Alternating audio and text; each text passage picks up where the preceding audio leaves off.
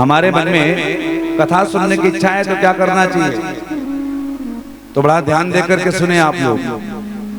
यदि हमारे मन में कथा सुनने की इच्छा है तो सबसे पहले किसी विद्वान ब्राह्मण के पास में जाकर के, पंडित के पास जाकर के मुहूर्त निकलवाना चाहिए। ये कथा सुनने की विधि है। ऐसा वर्णन भागवत के महात्म्य के 6ठे अध्याय में लिखा हुआ है। और ये महात्म्य जो है पद्म पुराण के उत्तरखंड से लिया गया है। कौन से पुराण से? पद्म पुराण से।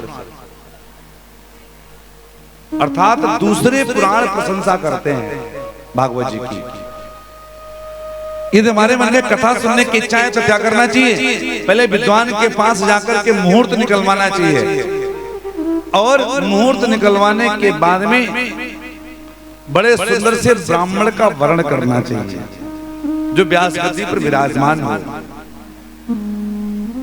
और उस ब्राह्मण का जिसका आप वर्ण करें कथा करने के लिए, वो विद्वान होना चाहिए, योग्य होना चाहिए, श्रेष्ठ होना चाहिए।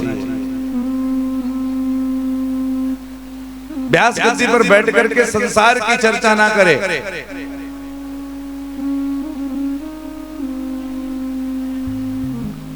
व्यास गद्दी पर बैठने वाला ब्राह्मण कैसा हो कि विरक्तो वैष्णवो विप्रो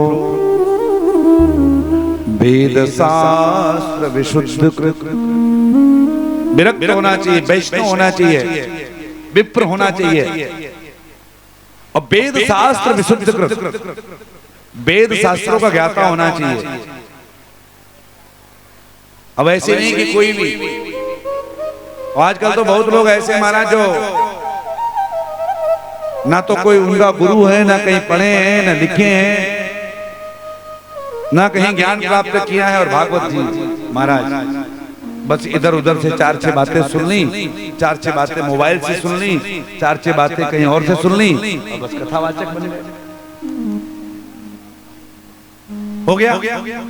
अब उसके बाद में वो लोग जब जो है कथा करते हैं तो कथा में महाराज शुद्धि नहीं, अशुद्धि होती है।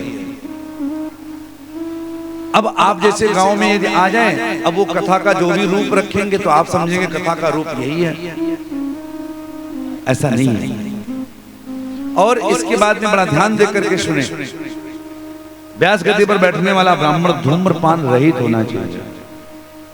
कैसा? धूम्रपान आदि खाने वाला नहीं होना चाहिए।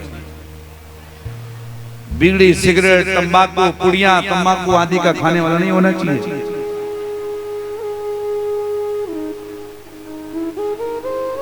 अब महाराज बहुत तो ऐसे बैठते हैं व्यास गद्दी पर,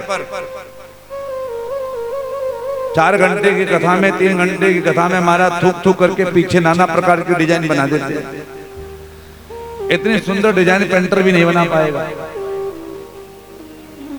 इतनी बढ़िया बढ़िया डिजाइन बना देते हैं। ऐसा वक्ता व्यास गद्दी पर नहीं बैठना चाहिए। आप लोग, हम लोगों को आप तीसरे दिन से देख रहे हैं, 3 दिन हो गया आज। आप विचार करके देखें कि यहाँ लौंग तक का प्रवेश है।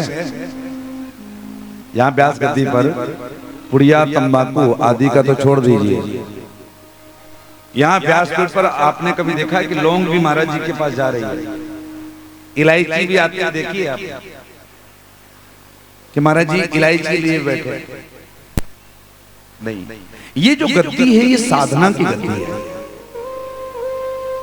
यहाँ पर बैठ करके वक्ता साधना करे। और किसके लिए? यजमान परिवार के लिए, भक्तों के लिए, जो भक्त लोग करा रहे हैं आयोजन, उनके कल्याण के लिए।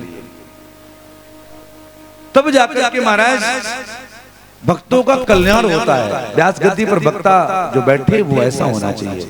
ये मैं बात नहीं कह रहा हूं, ऐसा वर्णन है।